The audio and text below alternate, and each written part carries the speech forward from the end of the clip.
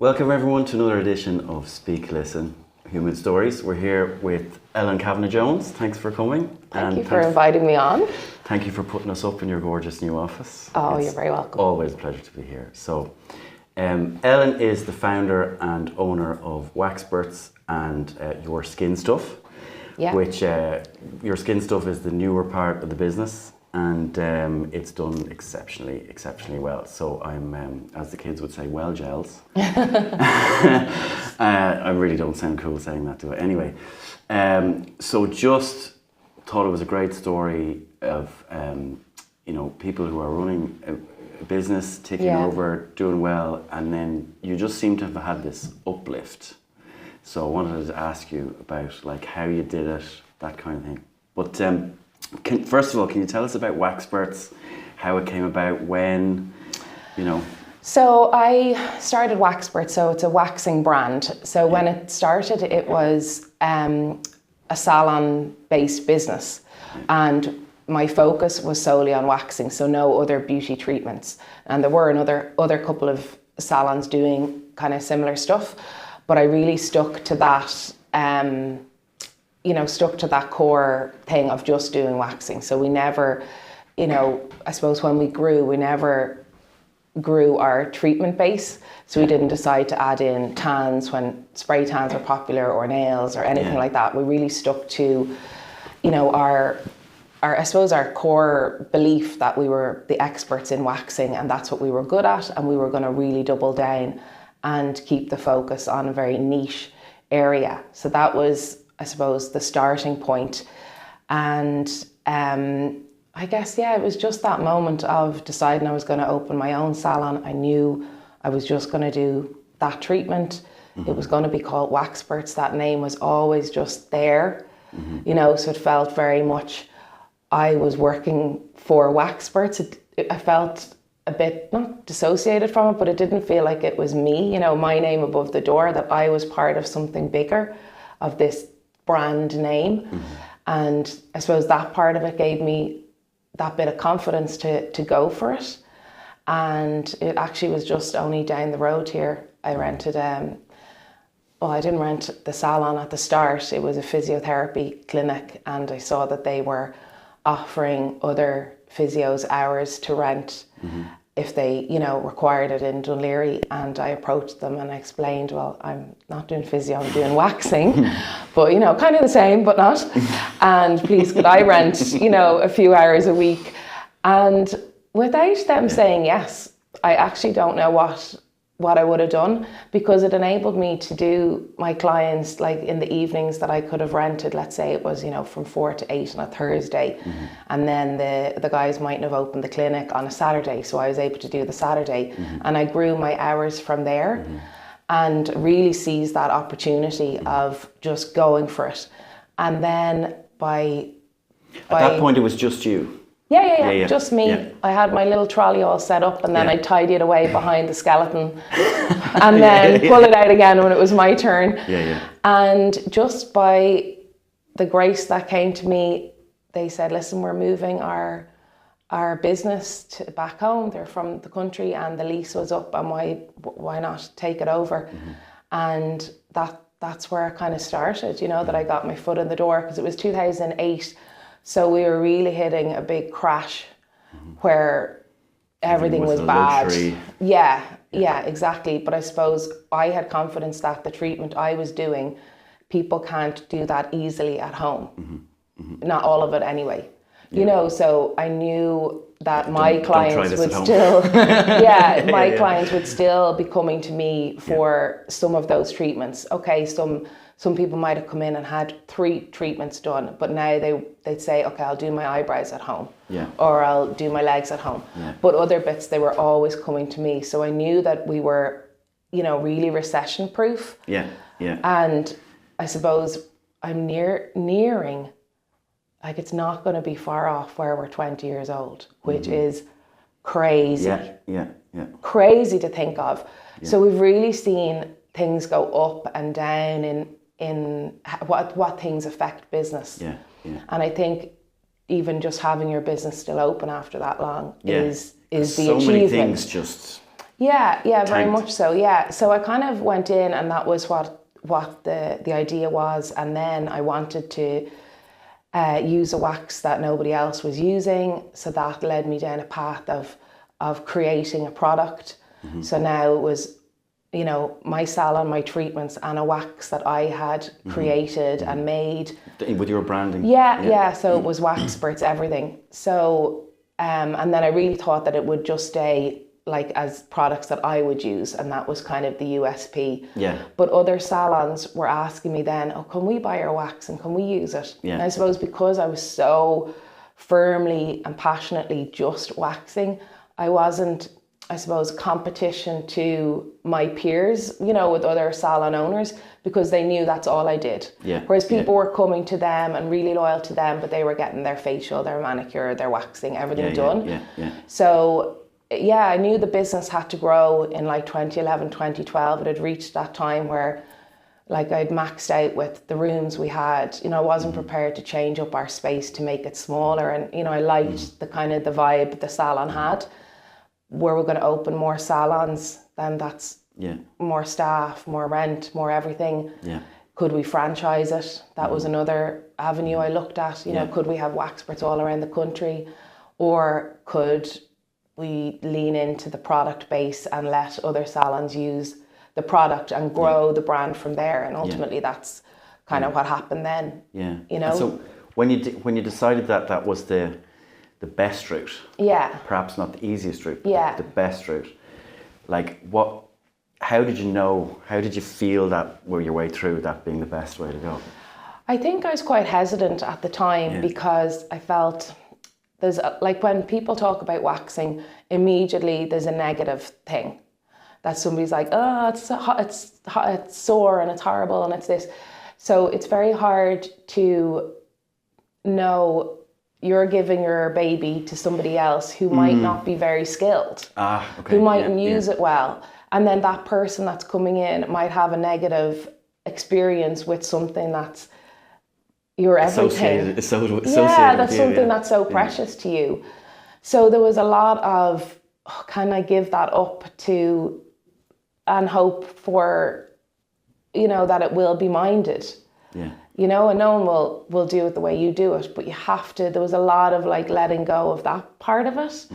Now ultimately we offer training, and we still do to this day, online or in person, where we're showing our technique and our passion for it and how we make a treatment, you know, the wax spritz way, which is what we've been known, that it isn't sore and it is, you know, a treat of a treatment.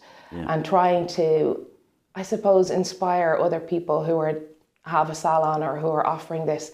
You know, it is a bread and butter treatment, but to make it as special as you can, to make it a quality premium thing, to put a bit of thought into it, because it tends to be the ugly duckling that's like left on the shelf.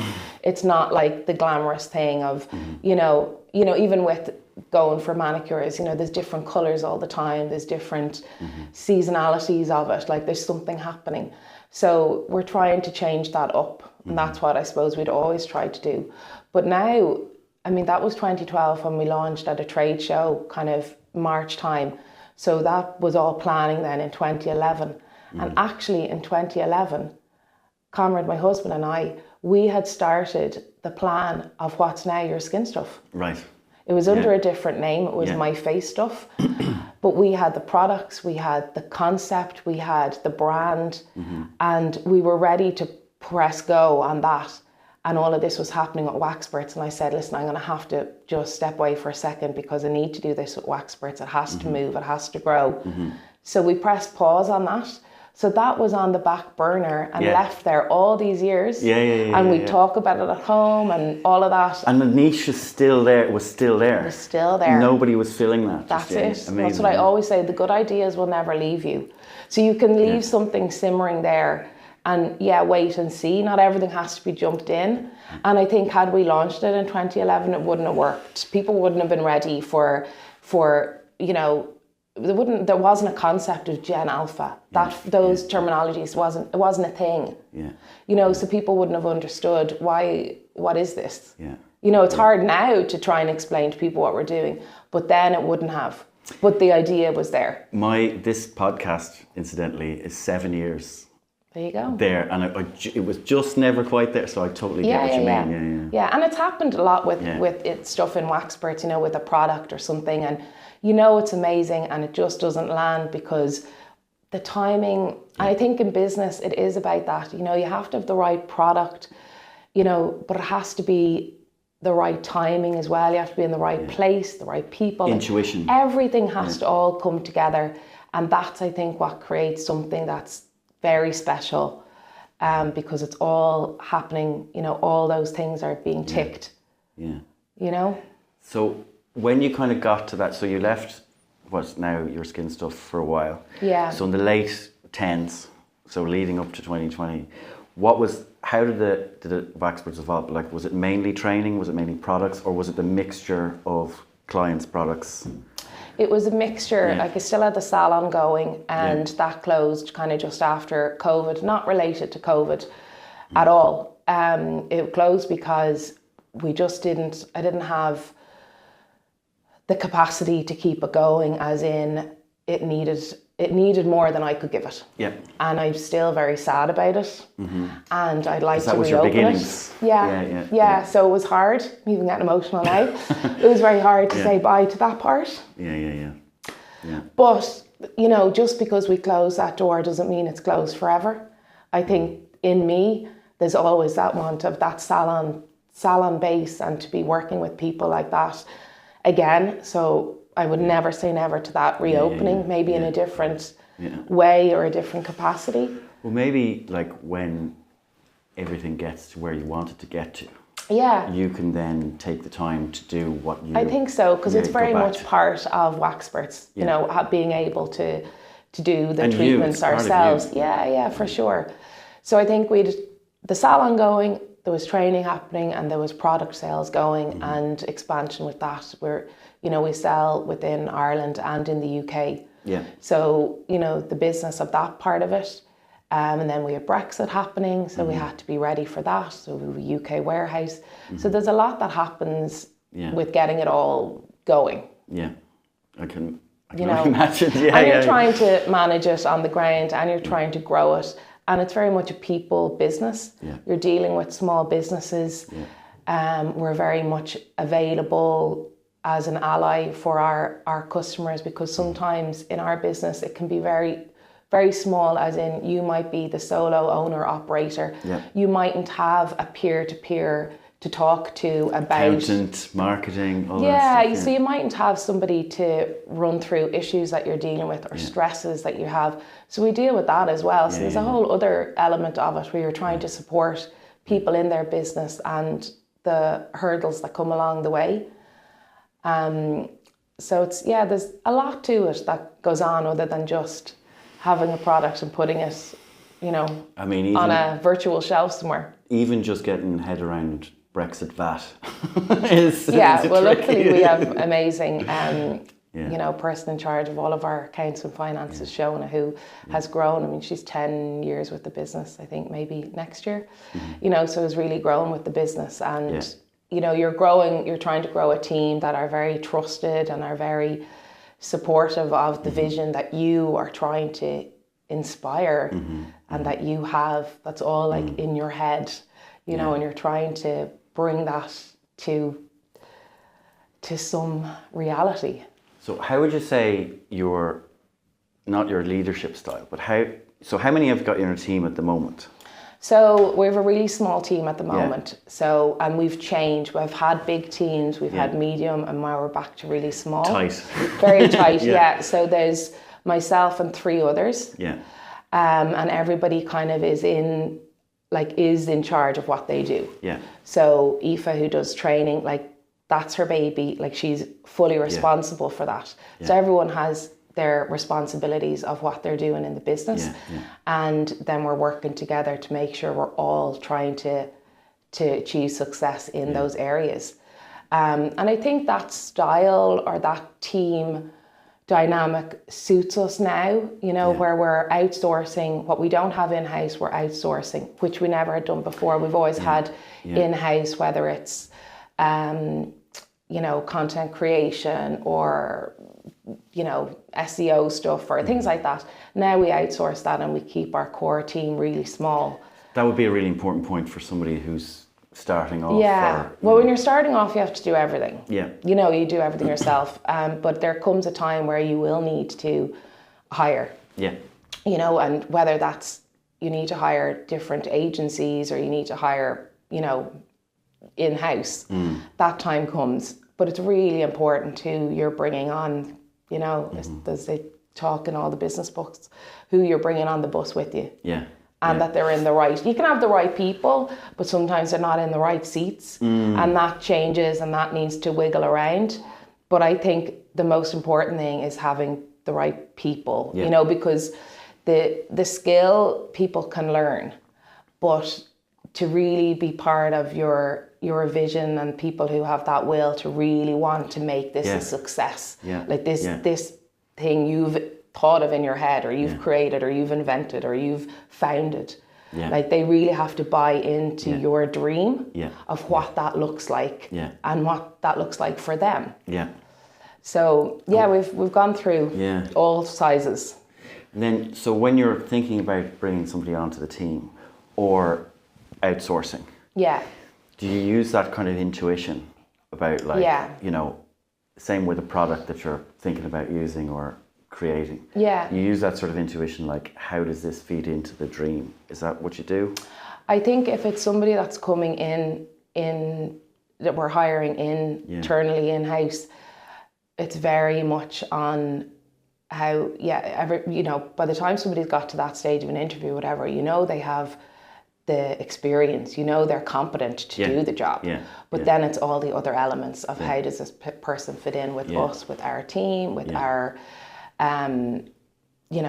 just vision. Us in generally. And it's that gut feeling, of taking that person's personality and how they are, and does that suit for, especially we're so small. Anything can happen where it's where it could be part of us or knock us off.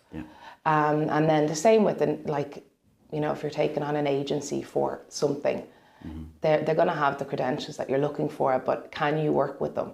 I don't want I don't want any of our team to have that feeling of your washing machine tummy going and that anxiety of seeing an email come in and not wanting to open it. I don't want us dealing with somebody that gives us that vibe. And it's happened where you're sick with, somebody's really triggers that stress in you or that anxiety. That's very hard to keep that relationship of work going. So if that starts, then something's wrong. So it's trying to keep that balance where, you aren't working with people that give that yucky feeling to you. So your skin stuff. So the smaller ladies in my life have used it. And they loved it because it makes so good. The feedback I got was like it makes them feel bigger because they see their mums, all of that, and they just wanted their own stuff, But it's so anyway, we all know the concept. It's a great niche and everything like that. And obviously, our listeners and viewers, all the links will be in the description, so check it out yourselves. But how did you get to there? Like I know it origined back in say 2010, 2011. But so this is a completely separate business. Is that right? They kind of complement each other a little bit. Well, I suppose they're in the beauty space. But that's about it. Would you say that you've used your experience from Waxperts like as a platform to launch this second bit? Yeah, I guess so. I mean, it's very different because it's a different consumer we're talking to. I mean, the products are made for preteens. So, we're talking to that younger age group of 8 to kind of 12, 13, or like older kids can use it or adults can use it, that's fine. But obviously the person who's purchasing it isn't the person who's using it. I was just going to say, so we're still talking to the grown-ups who have preteens in their life. And I think, what's happened in the last maybe 2 years is that there was this big surge of people talking about kids using skincare, and it was very negative. But the issue there was that kids were using skincare, but they were using they were using products that weren't for them. And no, nobody wants that. But the other side of that is kids were wanting to use skincare, which means they want to wash their face. And there is no adult that has a preteen in their life that can tell you that it is easy to get a child to wash. So when they do, let's Yeah, exactly. Let's go. Yeah, I mean, like that's definitely why there's swimming lessons, because yeah. trying to get your kid in the shower when they get to that age, and it's that age that they're more independent in their personal care. Yeah. You know, you're not in the bath getting them washed, they have that little bit of independence where they want to do everything themselves. And privately. Yeah, of course. Yeah. So while they have that and they want to do it all themselves, like the quality of the washing that they're doing can be very hit and miss. So while they want to, I suppose, do what their older peers that they're looking at or that they might see, and that's another thing, they're seeing this all digitally. They're seeing it on YouTube, or, you know, years ago we'd have to go out, buy a magazine, do what the magazine told us to do when it came to cleansing or makeup or whatever, or maybe a book that you got at Annual, or Bunty that'd tell you what to do. You know, there wasn't 17 magazine. Yeah, exactly. So we were consuming content very differently. But that is how we learned about beauty and self-care. Whereas now that's just in a digital space. So that hasn't changed, and nor has the fact that there's always that element of play. It's like the plastic high heels that all the kids want to wear. You know, there's always an element of wanting to do what a little bit older than you are doing. So when they see the Get Ready With Me's and, you know, it's so watchable, of course they're going to want to join in.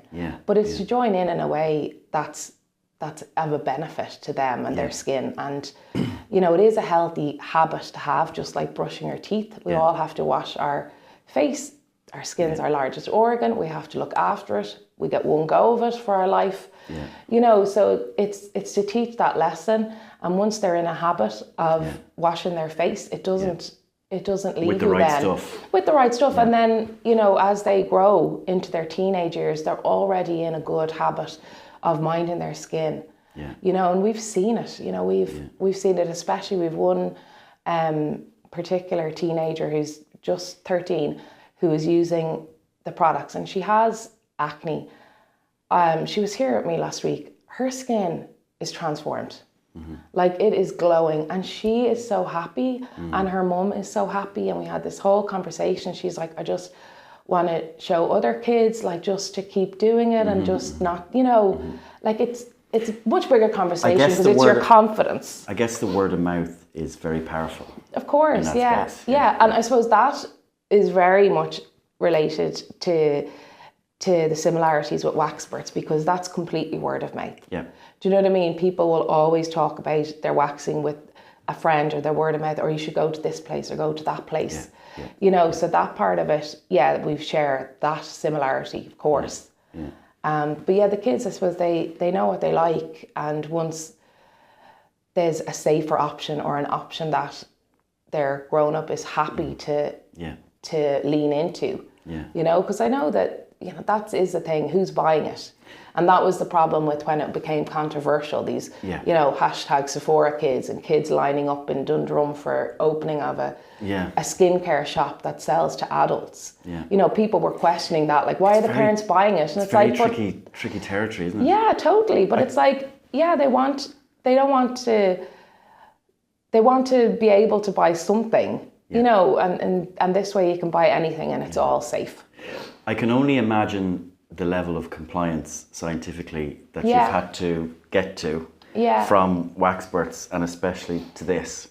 So let's just acknowledge that. I won't get into that, but let's just acknowledge, like, was it a big part of it? I think going back to my background, obviously I did beauty therapy, but I didn't want us to have like some kind of dumbed down range just because it was for kids. You know, or they'll never know. Just put in a bit of you know, aloe vera and water. And like, that's not what we're about. I was like, no, we're going to have the very best of the ingredients that have been tried and tested a million times worldwide in every lab. Like, these are the gold standard ingredients. And they're ones that you'd recognize from adult things like, you know, hyaluronic or niacinamide or whatever, but they're all at a level that will help and will, you know, be perfectly safe. Yeah. That was the thing. It wasn't about having just something that's a nothing. Yeah. You know, I wanted the best. Yeah. Because they have the best, you know, they give the best results. They have the best claims behind them. They're scientifically proven. It's dermatologically tested. I'm getting emotional now because that's what the younger people in my life said. Do you know what I mean? Yeah. And they used it and they felt better. You know what I mean? Like Yeah. it was like, this is my stuff. Yeah. And one of them, her mum said, "Can I use it?" And she's like, "No, you're not using my stuff." Yeah. You know, That's like the this. thing. It was like an ownership. Yeah. But it's so nice to hear you say that, like you put, because your son is how old? 11. 11. Yeah. So like you obviously, you know, are coming from that place where you wouldn't give it to him if you didn't think it was. Of course. Yeah. Like, obviously. So. Yeah. And I think, you know, like we have these, you know, our core preteens that we consult with on product development or like every aspect of it. Yeah. And whoa, do they tell you what they think? You know, I'd come in and go, No I found filter. this really good like component, like that the serum will sit in and it's really good. And they're just like, no. I was like, okay. You know, or we had for the cleansers, you know, we just thought, well, it's a cleanser. It's going to be in use like immediately. So we didn't think we'd do an outer box, because, you know, when you buy a cleanser, it's like buying, you know, a hand wash. It's just, you buy it. There, yeah.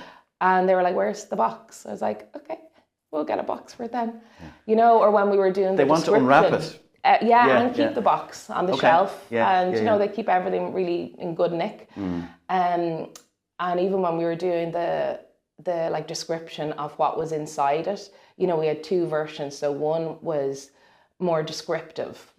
So, and then, you know, just kind of talking about what the product did. And then the other one, we had put in those ingredient names, like niacinamide, hyaluronic acid, like big words, you know, sciencey words. Yeah. But people were going, oh, kids won't want that. No, that's what they picked. They wanted that because they were familiar with it from all the adult stuff that they were seeing. So they were thinking, oh, well, they said I can't use that, but here's one that has the same stuff in it. Yeah.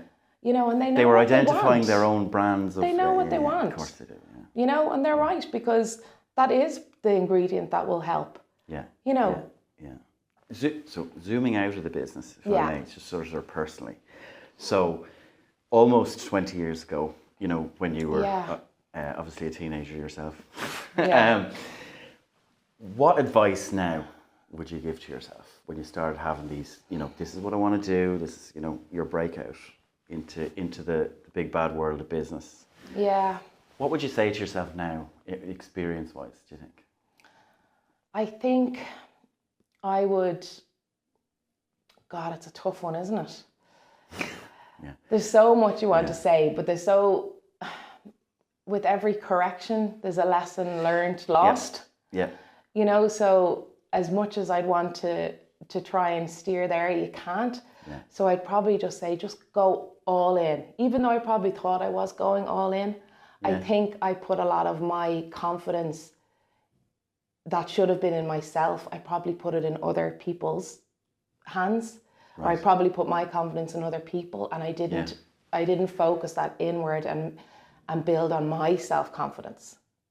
Yeah. So I think I would do more myself, and put all of that into me. Not necessarily more work, more belief, more passion. Yeah, not to wait to see, oh, is somebody else going to support me or think that's a good idea? Put it into me, all of it into me, the 100%. Yeah. Because ultimately that's what it is. Yeah. But I think you can fall into a different way of doing that, and ultimately the only person you have coming in and out of this life is yourself. You know? So really, if I had really believed in me, I'd be able to give more then to everybody else. Yeah. You know, how you grow. Yeah. And how things unfold. It's a lovely way to say it, I think, that what you said. Like, it's just, like, it makes sense. It makes sense. Of course, when we're in our 20s and stuff, you know, we're either, I mean, I was the opposite. I had like too much confidence. but like I was writing checks that my actual abilities couldn't cash. Yeah. You know, but it's about like going back there and being like, no, I can do this. Yeah. You know, would you say? And I think I always go back to how I felt then, where I didn't have that confidence. Now, what I was confident in was my execution of my skill of doing the treatment. That I never had the imposter syndrome there. I was confident I was great at waxing, and that was it. So what made me make that move and made me start was the confidence and support that my clients were giving me. Of course you can do it, go for it. So I let part of that, I kind of traded on that, you know, instead of really learning to own it myself. Yeah. It's interesting, isn't it? Yeah. We're so much wiser now, of course. Well, I don't know. We'll see. How do you know when you've got to where you want to be? Or did you ever think about that? I don't think I'm there yet. Yeah. How do you, So, is there a point where you go, now I've got to my goal, or is it just you keep pushing? I don't know, Yeah, because yeah. I haven't Yeah. got there, so I don't Yeah. know. But what I do know is that we're very conscious of celebrating every small win, which I know people are saying it, and you've seen our office here. You know, we have the big ship's bell. Yeah. Like, it's important for us to make sure that when something good happens, somebody is stood up and rings that bell. Yeah. Got rang twice last week. Great. You know, because there Great. was goals that you're. See, but the thing is, it's not about. You're not going to get the feeling when you get the goal, because you're over it by then, or you know you're going to get it because you're ready for it. It's in the pursuit of that. Yeah. That's where the joy comes. That's where the excitement comes. That's where the heartbreak comes, Yeah. and that's where the work is and how it can be hard. But it's the pursuit of that that's really ultimately the exciting part, because by the time, you know, if you're like, oh, we want to get to, I don't know, well, maybe it's a figure, maybe it's we want to get into this retailer, or we want to get into this salon, or we want to do this, whatever it might be. By the time that's happened, you're probably exhausted from trying to get to that goal, but you're kind of, not that you're over it, but you've grown along with it. Whereas when you started, it seemed like when you go to do Croagh, when you're at the bottom, it seems like, the goal is really at the top, but it's not. It's all that way up. It is. Because by the time you get to the top, you're like, you know, I'm here now. Yeah. You know, it's not as anticlimactic, but you're kind of going, I'm there. Yeah. So there's a kind of a softening that happens when you reach it. Definitely. You know, so I don't think, and then okay, what's next? Yeah. And then you get excited again because you're at that bottom level. What's next? And you're also seeing the people around you have their little journeys with those goals. Yeah, and they're of course. Like, so the goal may be to get a particular contract or do this. Yeah. But so everyone in the team has different motivation and a different sort of, a different version of the success of the same goal. Yeah. But would you say that seeing them hit their versions of that or on that journey it adds to the whole goal? Totally. Yeah. Yeah, and everybody has to be, I suppose, as, you know, everybody has to be on the same page when it comes to that they can celebrate everybody's wins. It's not just about one person's win or, you know, the overall thing. It's in the small wins. Yeah. And I think that keeps your morale, you know, going as well. Yeah. If you were only focusing on your big, you know, they call it the BHAG, the big, hairy, audacious goal. If you only ever focused on that, you would miss so much of the daily, you know, the daily stuff, the good stuff that actually keeps you going near 20 years. Yeah. What it sounds like is that you've got a very healthy business relationship with your business. Would you say? Yeah, like I love what I do.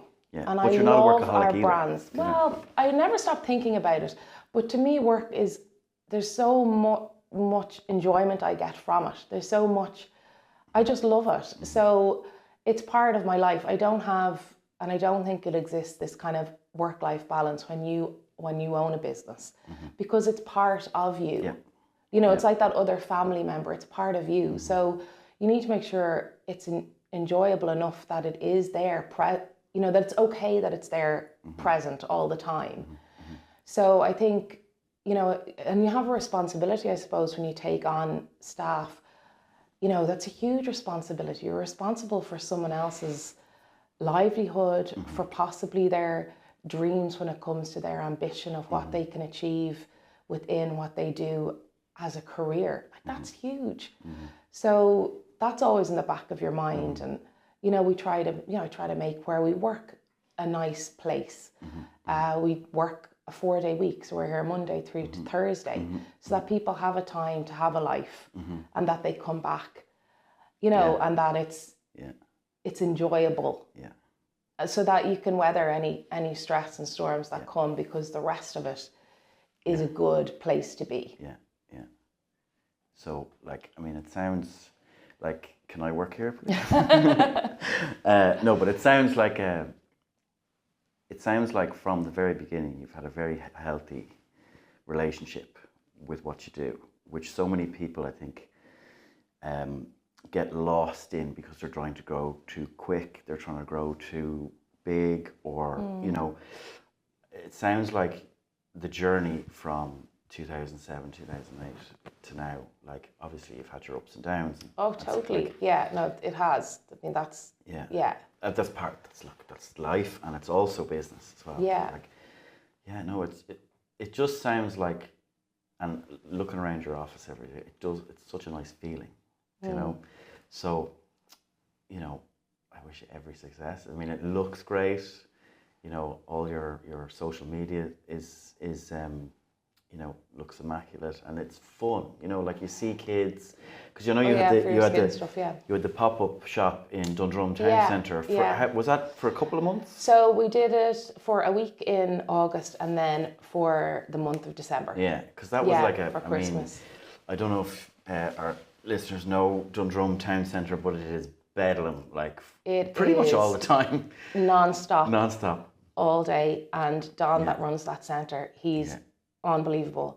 Such a gentleman. But I mean, that is a machine. It is non-stop. Never seen anything like it. I was like, they need to make a reality show about this place, because there's just so much happening all the time. Your posts were just and it was like, wow, this is amazing, so I think it inspired sort of ideas, if one had a business at that level, to go in somewhere and just, there must be tens of thousands of people that stopped and had a look. And that's the thing, you do something like that, it is, a pop-up like that will always come under your marketing vein of the business.